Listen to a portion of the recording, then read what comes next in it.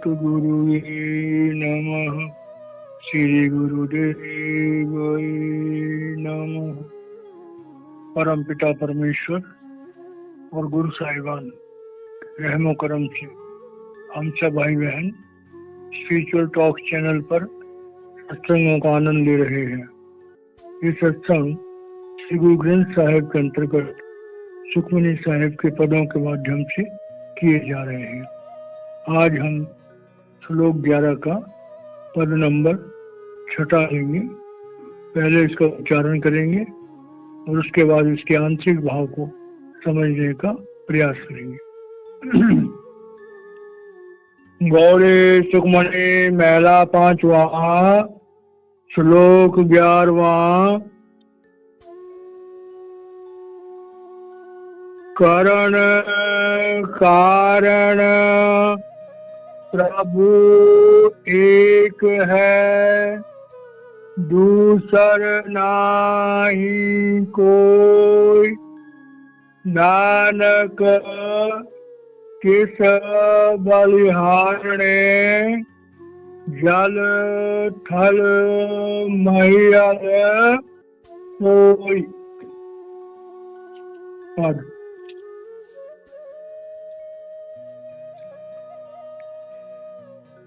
कहबहु नियत करे बहुभांति, कहबहु सोई रहे दिन राति। कहबहु महाक्रोध विकराल, कहबहु सरव की होए रवाल। कहबहु होई बह बड़ राजा, कहबहु भिखारी नीच का साजा।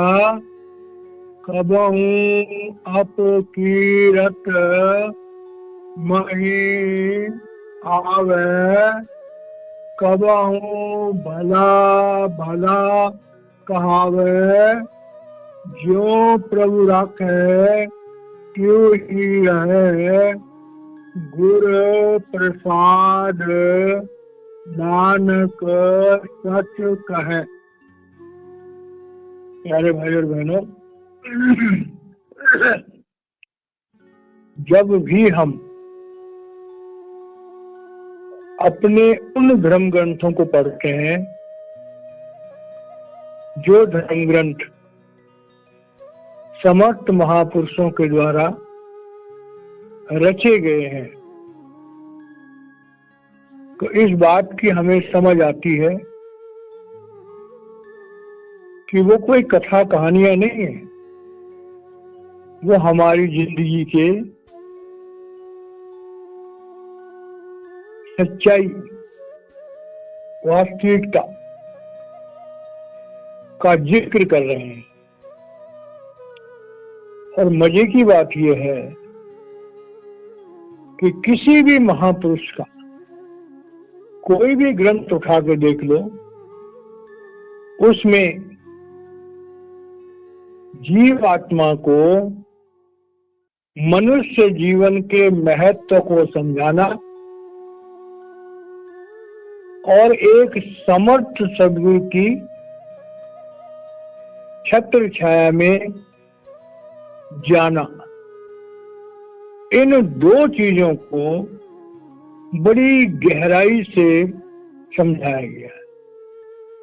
हम मनुष्य हैं, हमारी सोच बहुत सीमित है, हम मन इंद्रियों के गुलाम हैं, संसार की भोग वासनाओं में हमारा मन लंपट हो रखा है। हम जब प्रभु के बारे में बात सुनते हैं, मनुष्य जीवन की बड़ाई सुनते हैं, गुरु के महत्व को सुनते हैं, तो दो घड़ी के लिए हमारा मन कुछ स्थिर होता है। लेकिन आम सत्संग कोई घंटे का हो गया, कोई 1.5 घंटे का हो गया, तो सत्संग सुना, एक कान से सुना दूसरे से निकाल दिया, ज्यादा बात जो सुना वो मुंह से बोल दिया, लेकिन उन लफ्जों पर अमल करना, उन्हें समझना बहुत कम लोगों के भाग्य में होता है। और यही कारण है कि हजारों लाखों लोग धर्म के रास्ते पर चलते हैं, लेकिन कोई बिरला इंसान होता है जो धर्म के मर्म को, उस परमात्मा की वास्तविकता को समझने में सफल होता है। अब इस पद को समझने के लिए हम एक दो दृष्टांतों का सहारा लेते हैं। पहला दृष्टांत हम लेते हैं कि अर्जुन ने भगवान कृष्ण के उस प्रभु रूप को, विराट रूप को अपने दिव्य चक्षु से देखा तो उसे विश्वास हो गया कि भगवान कृष्ण शरीर में है, इनके अंदर जो है वो परमात्मा काम कर रहा है और ये परमात्मा ही है। अब जो एहसास अर्जुन को भगवान कृष्ण के बारे में हुआ था, वो एहसास हम लोगों में अपने गुरु के प्रति कब पैदा होगा? जब हम गुरु के अंदर में नूरी स्वरूप को देखेंगे और हमें गुरु पर विश्वास हो जाएगा कि हमारा गुरु परमात्मा का ही रूप है। तो अर्जुन को जब विश्वास हो गया कि भाई भगवान कृष्ण मनुष्य के चोले में है, लेकिन साक्षात परमात्मा उनके चोले में काम कर रहा है, तो अर्जुन ने भगवान कृष्ण से एक प्रश्न पूछा। उन्होंने कहा, हे कृष्ण, आप तो भगवान साक्षात परमात्मा हो, आप तो जिस मर्जी जीव को चाहो मोक्ष दे सकते हो, आप जीवों को मोक्ष क्यों नहीं देते? मेरा ध्यान से सुनो इस बात को। अर्जुन कहता है कि हे भगवान, आप तो जिसको चाहे उसको मोक्ष दे सकते हो, तो फिर आप जीवों को मोक्ष क्यों नहीं देते? तो भगवान अर्जुन से कहते हैं कि अर्जुन, कोई जीव मोक्ष प्राप्त करना चाहता ही नहीं है। कहते भगवान ऐसे कैसे हो सकता है? तो कहते हैं चलो।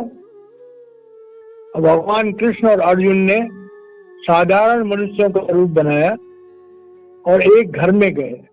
बहुत बड़ा मकान था, तो मकान का जो पिछवाड़ा था, पिछला हिस्सा था, जैसे मकान के पीछे हिस्से में भी आंगन होते हैं, तो पिछवाड़े में एक आंगन था, वहां पर एक पेड़ था, पेड़ के नीचे एक टूटी हुई खाट थी, उस टूटी हुई खाट पे एक बुजुर्ग आदमी लेटा हुआ था जो बड़ा बीमार सा था। तो भगवान कृष्ण और अर्जुन जो है वो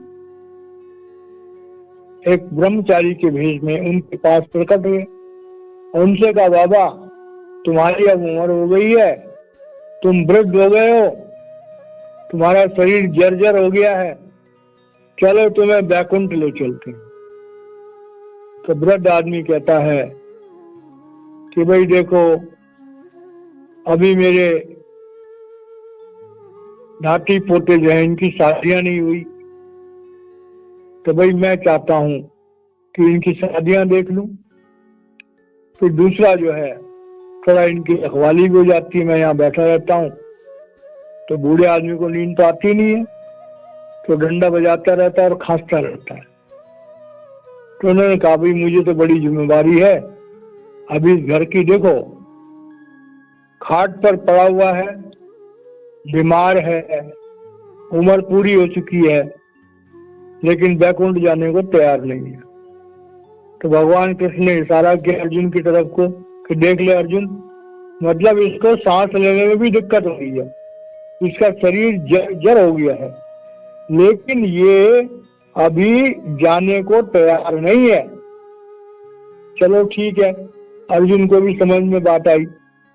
अब इस तरह से समय बीतता गया, काफी दिन बीत गए। तो अर्जुन ने फिर उत्सुकतावश भगवान से कहा कि भगवान चल कर देखें उस बुढ़ऊ का क्या हाल है।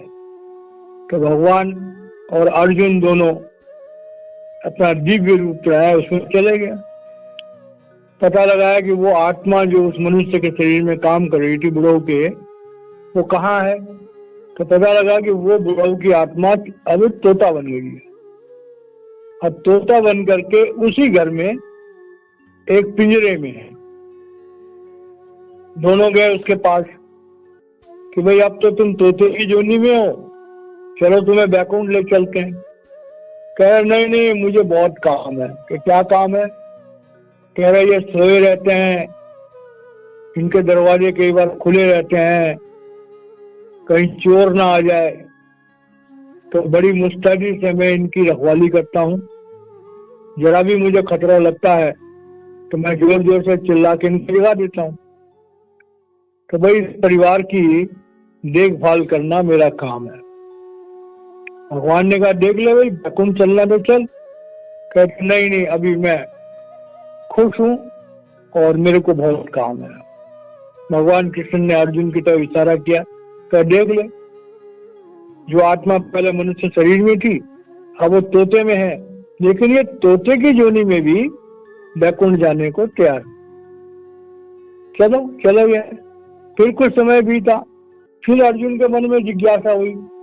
उसने भगवान से कहा कि भगवान चलो एक बार दोबारा ट्राई करते हैं। चले गए। भगवान ने दिव्य दृष्टि से देखा, उस बुढ़ऊ की आत्मा एक नाली के कीड़े के रूप में बनी हुई है। गए उसके पास, देखा कि वो किचन से जो बर्तन धोने का पानी जहाँ जाता है वहां पर एक कीड़े के रूप में वो विराजमान है। दोनों के दोनों गए उसके पास, भाई देख अब तो तेरी जो ये शरीर है बड़ा ही घटिया किस्म का शरीर है, अब इस शरीर में रह करके तुझे क्या मिलेगा। कह रहे नहीं नहीं, ये लोग बर्तन धोते हैं, उसमें से जो बह के आता है तो मैं देखता हूँ ये क्या बना रहे हैं, क्या खा रहे हैं, कैसे कर रहे हैं। भगवान ने कहा कि पागल हो गया क्या, इस कीड़े की जोनी में तुझे क्या मिलने वाला है, चल तुझे बैकुंठ ले चलते हैं। तो वो आत्मा जो उस कीड़े के रूप में थी उसने कहा भगवान कृष्ण को, यार तू मेरे पीछे पड़ गया बहुत बुरी तरह से, क्या तुझे कोई और नहीं मिलता बैकुंठ ले जाने के लिए, कि तू मेरे ही पीछे पड़ा हुआ है। तो मैं जैसा हूं ठीक हूं, मुझे मेरे हाल पे छोड़ दे। तो भगवान कृष्ण मुस्कुराते हुए अर्जुन की तरफ कहा कि देख ले अर्जुन, ये जीव आत्मा जो पहले मनुष्य के शरीर में थी, फिर तोते के शरीर में आई और फिर कीड़े के शरीर में, लेकिन ये बैकुंठ जाने को तैयार नहीं है। तो ये जो दृष्टांत है ये हमारे लिए इस पद को समझने के लिए है कि हमारी जीवात्मा अलग अलग योनियों में जाती है। अब जब अलग अलग योनियों में जाती है तो महापुरुष हमें कैसे सिताते हैं, उसका भी हम एक दृष्टांत लेते हैं। एक बारी की बात थी, एक गडरिया था, उसके पास बहुत सारी भेड़ें थी। तो एक दिन गडरिया जो है वो भेड़ों को चराने के लिए जंगल में ले गया। तो जंगल से आते समय गडरिया ने देखा कि एक शेर का बच्चा जो अभी अभी पैदा हुआ, बड़ा छोटा सा, बड़ा प्यारा सा, देखने में बिल्ली जैसे बच्चा लग रहा था, और वो सड़क के किनारे पड़ा हुआ था।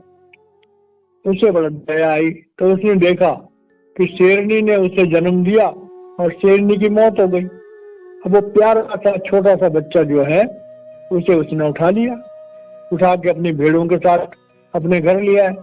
घर ला के उसे भेड़ों का दूध पिलाया। अब वो भेड़ों का दूध पीता और भेड़ों की तरह मैं जैसे भेड़े में आती है ऐसे वो भी करने लग गए। धीरे धीरे धीरे धीरे थोड़ा बड़ा हो गया, लेकिन भेड़ों का दूध पी करके और भेड़ों में रहते हुए वो स्वयं को भी भेड़ समझने लग गया।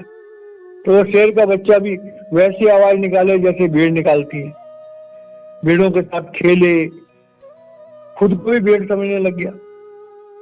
समय बीतता गया। एक दिन की बात है कि गडरिया बकरियां चरा रहा था, शेर का बच्चा भी साथ में ही था। तो कहीं से शेर के गरजने की आवाज आई। तो शेर की आवाज को सुन करके भेड़ें जो है वो थोड़ा हट गए एक तरफ को, लेकिन वो जो शेर का बच्चा था वो नहीं हटा, क्योंकि उसमें शेर का जाति गुण था। तो धीरे धीरे चलता हुआ शेर वहां आ गया जहां शेर का बच्चा था। वो उसके पास गया, उसने कहा भाई देख तू शेर का बच्चा है। कह रहे नहीं नहीं मैं भेड़ हूं। कह रहा नहीं मैं तेरे को कह रहा हूं तू शेर का बच्चा है। कहता नहीं मैं भेड़ हूं। तो शेर ने कहा अच्छा एक काम कर। वो शेर के बच्चे को ले गया और बगल में एक तालाब था छोटा सा, उस तालाब के बगल में ले गया और उसे कहा देख तेरी शकल और मेरी शकल एक जैसी है, तो तू भी शेर का बच्चा है। अब उसे थोड़ा सा लगा कि भाई ये बात कुछ सच्चाई कह रहा है।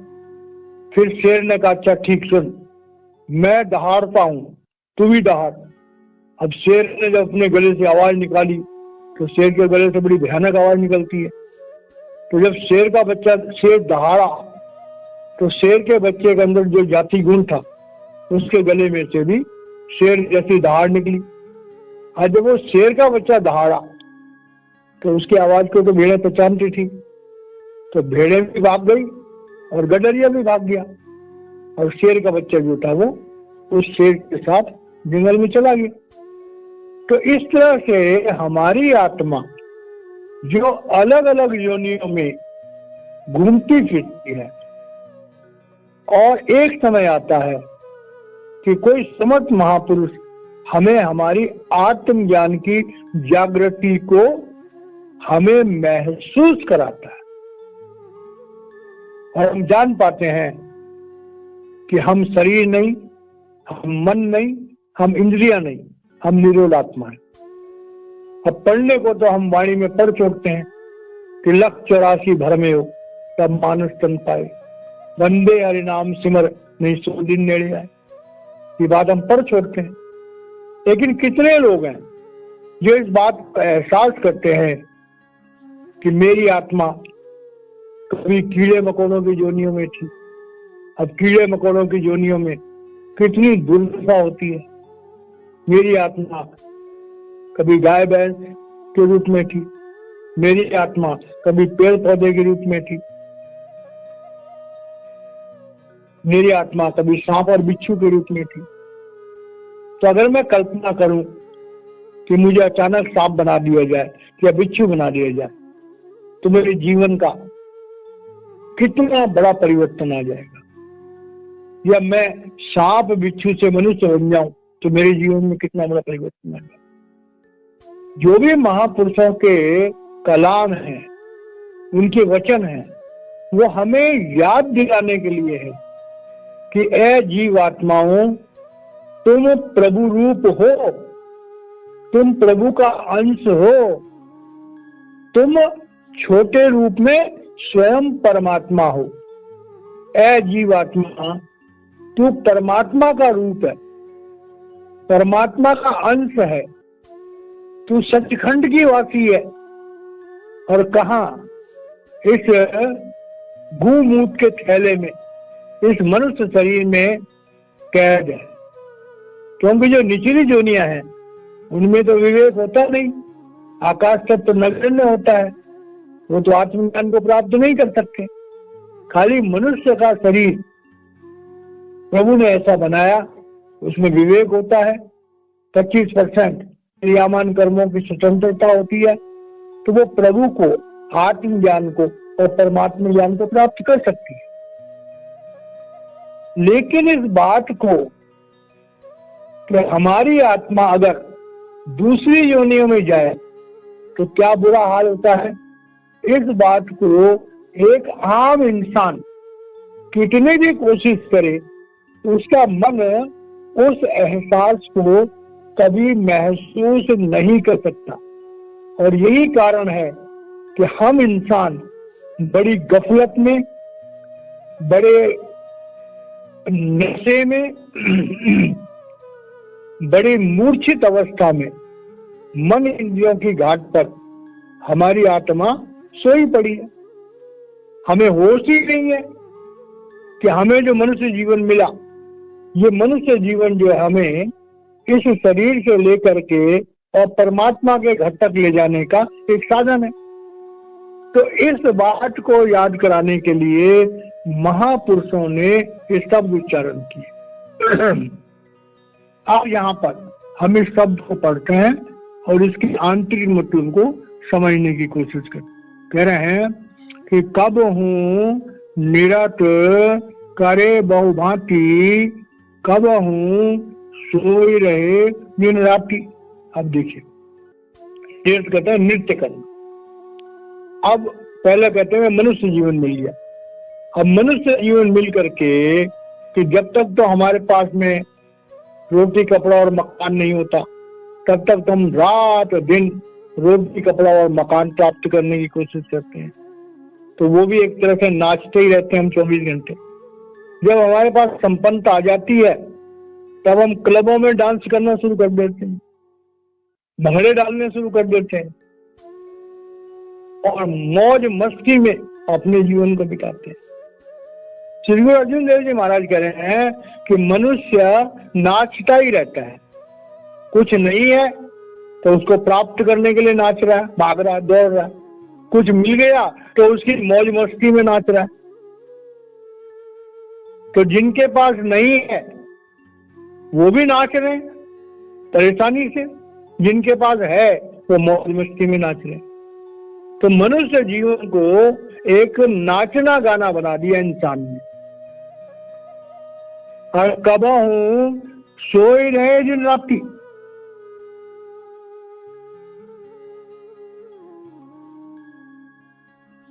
कब हूं निरत करे बहुभांति, कब हूं सोए रहे दिन राति।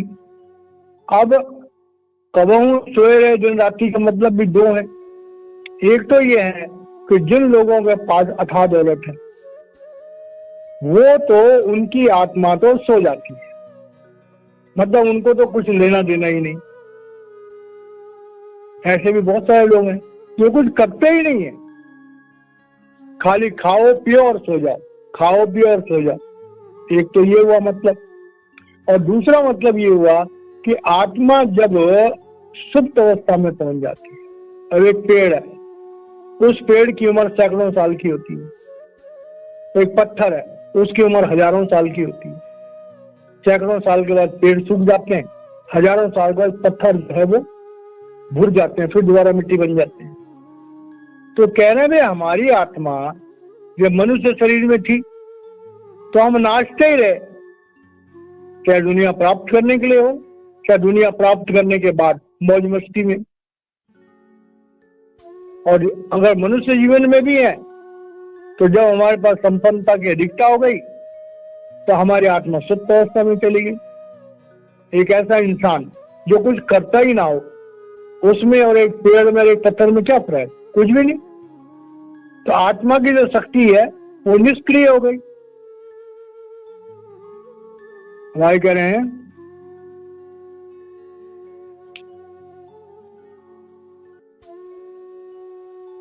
सोए रहे दिन राति, कब हूं महाक्रोध विकराल, कब हूं शरद की होत रवाल। अब ये बातें समझने वाली है। कब हूं महाक्रोध विकराल। अब देखिए, जब इंसानी शरीर में, इंसानी जीवन में हमारे पास कोई सत्ता आ जाती है, हमारे पास साम्राज्य आ जाता है, हमारे पास अधिकार आ जाता है, तो देख लो संसार में क्या हाल है कि जिन लोगों के पास सत्ता है वो इंसानों को कीड़े मकोड़ों की तरफ मार रहे हैं। पूरे संसार में जितनी समृद्धता है, जिनके हाथ में सत्ता है, युद्ध हो रहे हैं, हजारों की तादाद में मारे जा रहे हैं, लाखों की तादाद में मारे जा रहे हैं। कोई किसी को मार रहा है कि तू मेरा कहना क्यों नहीं मानता, कोई किसी को मार रहा है कि तू मेरे अंडर में क्यों नहीं आता, कोई किसी को मार रहा है कि तेरी क्या हैसियत कि तू मेरे सामने खड़ा हो जाए। मतलब जिसके पास सत्ता है उसके मन मुताबिक अगर दूसरा इंसान नहीं चल रहा है तो उसका नरसंहार कर रहा है। संसार में सैकड़ों नहीं, हजारों नहीं, लाखों नहीं, करोड़ों आदमी मारे जा रहे हैं। श्री गुरु अर्जुन देव जी महाराज कह रहे हैं इस दुनिया के दृश्य को बताने ही करें कि कह रहे हैं भाई जो जीव आत्माएं जब कभी बड़ी श्रेष्ठ अवस्था में पहुंच जाती है तो जो तो मनमुख है, जो तो इस भौतिक जगत की वासनाओं के गुलाम है, उनका क्रोध तो जो है वो दुनिया को तबाह करने के लिए होता है। और दूसरी तरफ अगर आत्मा नित्य योनि में चली जाए और माना कोई शेर की योनि में चली जाए तो शेर क्या करता है, सारी जिंदगी भर दूसरे जानवरों को चीर फाड़ के खा जाता है। और दूसरे जानवरों को खाता है अलग बात है, अरे तो मनुष्य जो है देख लो, हजारों लाखों करोड़ों जो पानी के जीव होते हैं, मछलियां होती है, मनुष्य उनको खा जाता है। लाखों करोड़ों पक्षियों को खा जाता है, लाखों करोड़ों बकरियों को खा जाता है, और तो और बड़े बड़े जानवरों को खा जाता है। तो मनुष्य शरीर प्राप्त करके अगर हम संसार में देखें तो करोड़ों लोग जीवों को खा रहे हैं। तो मनुष्य के लिए परमात्मा ने वनस्पति बनाई थी, अन्न बनाया था। मनुष्य का शरीर जो है वो शाकाहारी है, मांसाहारी नहीं है। प्रकृति की तरफ से मनुष्य को मांस खाने की परमिशन नहीं है। मनुष्य के जो दांत है वो ग्राइंड करने वाले हैं, वो गाय भैंस की तरह है, शेर की तरह नहीं है। मनुष्य की आंतें जो है वो बड़ी हैं, शेर की आंतें छोटी होती हैं। तो मनुष्य को प्रभु ने शाकाहारी बनाया, लेकिन हमारे अंदर उस दुष्ट प्रवृत्ति के कारण से मनुष्य होने के बाद भी हम मछलियों को, पानी के जीवों को, बेचारे इतने प्यारे प्यारे पक्षी होते हैं उनको भी खा जाते हैं, भेड़ बकरियों को भी खा जाते हैं। तो श्री गुरु अर्जुन देव जी महाराज कह रहे हैं कि जीव आत्मा इतनी भ्रमित हो जाती है कि जब तो वो शेर वगैरह की योनि में है तो भाई उनका तो भोजन ही परमात्मा ने बना रखा है। लेकिन मनुष्य जो इतना समझदार है उसके बावजूद भी वो इस तरह की हरकतें करता है। अब कह रहे हैं कभी तो ऐसी अवस्था हो जाती है, और कब हूं सरब की हो तो रवाल। अब सर की हो तो रवाल का मतलब होता है दुर्दशा। वही मनुष्य जो कभी हजारों लाखों लोगों की मौत का कारण बनता है, वही मनुष्य कभी भिखारी बन करके, दरिद्र बन करके, बीमार बन करके और ऐसी अवस्था में पहुंच जाता है कि धूल में लिपटा होता है, कोई इसकी परवाह ही नहीं करता। मतलब वो एक तरह से मिट्टी बन जाता है। और देखने में आता है जो कभी शहंशाह थे दर दर के भिखारी बन जाते हैं। और दूसरी तरफ कि प्रकृति के नियमों के मुताबिक जैसे मिट्टी होती है तो बड़े बड़े पत्थर जो हैं जब उनका समय पूरा हो जाता है तो वो टूट जाते हैं और मिट्टी बन जाते हैं। तो कहने का मतलब ये हुआ कि कभी आत्मा को वो अवस्था मिलती है कि वो अपनी ताकत का बड़ा अभिमान करते हैं, और कभी उन्हीं आत्माओं को ऐसी अवस्था पहुंचा जाती है कि लोगों के पैरों की ठोकर में उनका जीवन बीतता है। तो श्री गुरु अर्जुन देव जी महाराज कह रहे हैं कि ये जो प्रभु का विधान है इसको समझना बहुत जरूरी है। कब हूं होय रहे होय बहे बड़ राजा। अब कह रहे हैं कि कभी कभी क्या होता है, आज हम देखते हैं एक इंसान बड़ा साधारण इंसान है, इलेक्शन हुआ, वो जीत गया, उसकी पार्टी जीत गई और देश का प्रधानमंत्री बन गया। अब एक साधारण सा इंसान जब प्रभु कृपा होती है तो वो कहीं का एमएलए भी बन सकता है, एमपी भी बन सकता है, मिनिस्टर भी बन सकता है, प्राइम मिनिस्टर भी बन सकता है। तो कह रहे हैं जब प्रभु की रजा होती है तो प्रभु उसे एक राजा की पदवी तक भी पहुंचा सकता है। और कबहू भेखारी नीच का साजा। और वही इंसान जो किसी टाइम में एक बहुत बड़ा मंत्री बन गया, हालातों से ऐसी पोजीशन जा सकती है उसके जीवन में, तो गद्दी भी चली गई, साम्राज्य भी चला गया, कोई छापे पड़ गए, सारी ब्लैक मनी भी चली गई और वो जब का भिखारी बन गया। तो कह रहे हैं कि संसार में इतनी विभिन्नताएं हमें देखने को मिलती है। अब ये जो विभिन्नताएं हम देख रहे हैं, अगर ध्यान से देखो तो ये किसके द्वारा हो रही है? जो हमारे जीवन में इतने बड़े बड़े परिवर्तन आ रहे हैं वो कैसे आ रहे हैं? तो कह रहे हैं कबहू भेखारी नीच का साजा, कबहू अपकीरत मही आवे, और कबहू भला भला कहावे। अब देखिए ये बात बड़ी गहरी समझ वाली है। हम लोग देखते हैं जीवन में कई बार क्या होता है, एक भला इंसान होता है और किसी ऐसी जगह पर वो जाता है कि जहां पर बड़े अपराध होते हैं और वहां रेड पड़ गई और वो भी पकड़ा गया। अब उस बेचारे का कोई लेना देना नहीं। लेकिन अगर किसी बदनाम जगह पर कोई इंसान पकड़ा जाए तो चाहे उसने कोई बुराई करी हो न करी हो, एक बार लांछन तो लगी गया, एक बार उसकी इज्जत तो खत्म हो ही गई। तो कह रहे हैं कि वो कौन सा विधान है जब कई बार हमारे बिना किसी गलती के हमारा मान सम्मान चला जाता है और कभी कभी लोग हमें भला भला कहते हैं।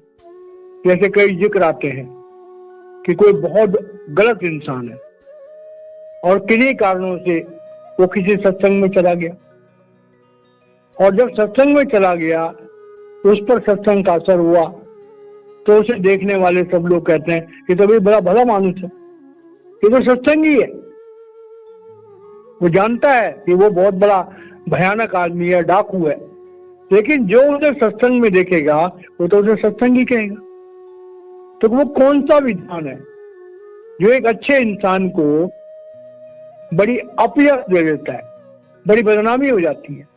अब वो कौन सा विधान है जो एक बुरे इंसान को भी एक बड़ी इज्जत की जिंदगी दे देता है?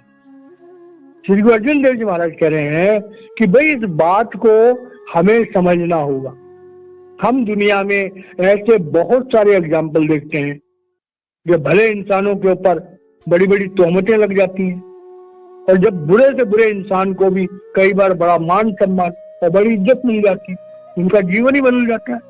तो कह रहे हैं इस तरह के जो विधान है वो कैसे हैं, किसने बनाए, क्यों बनाए, इन चीजों के बारे में एक आम इंसान चिंतन कर सकता है, लेकिन उनके जो मूल कारण है वो नहीं समझ सकता। अब कह रहे हैं कि भाई जो ऐसा होता है तो कह रहे हैं ज्यों प्रभु राखे त्यों ही रहे, गुरु प्रसादी नानक सच कहे। अब ये बात बड़ी गहराई से समझ, जो इंसान इन सब चीजों के मतलब को समझ जाता है, इनके कारण को समझ जाता है, तब उसके जीवन क्या आता है कि प्रभु की रजा में राजी रहना। हे प्रभु तेरा भाना मीठा लागे, हे प्रभु जैसा तू रखे उसमें मैं खुश हूं।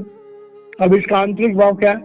इसका आंतरिक भाव यह है कि परमात्मा जब हमें मनुष्य का शरीर देता है तो हमारे संचित कर्मों में से कुछ अच्छे कर्म और कुछ बुरे कर्म, उनको साथ में लेकर के हमारा जीवन बनाता है, जिससे हमारे जीवन में सुख और दुख बने रहे।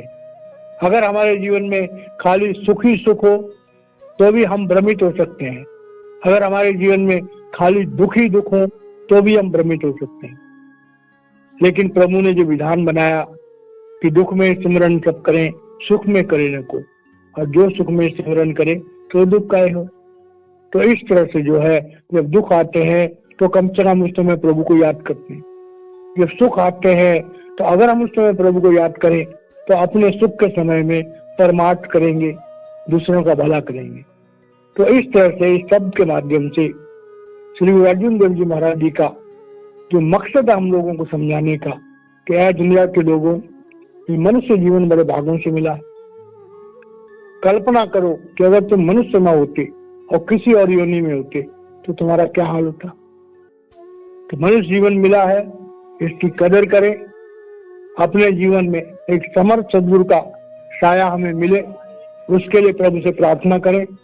और जब समर्थ सद्गुरु मिल जाए तो उनकी शिक्षाओं पर चलते हुए अपने मनुष्य जीवन को जल्दी से जल्दी उद्धार करने की कोशिश करें, और गुरु की कृपा से हमें कर्मों के विधान से मुक्त होने के लिए जरूर प्रयास करना चाहिए। तो श्री गुरु अर्जुन देव जी महाराज जी का ये प्रसाद था। कह रहे गुरु के प्रसाद के रूप में जो है हमें आत्मज्ञान मिलता है। गुरु के प्रसाद के रूप में ही हम सच्चाई को जान सकते हैं। श्री गुरु अर्जुन देव जी महाराज कह रहे हैं, श्री गुरु नानक देव जी महाराज जी के उस प्रसाद के रूप में जो उन्होंने दिया, क्योंकि जो ज्योति श्री गुरु नानक देव जी में काम कर रही थी वही ज्योति श्री गुरु अर्जुन देव जी महाराज जी में काम कर रही थी।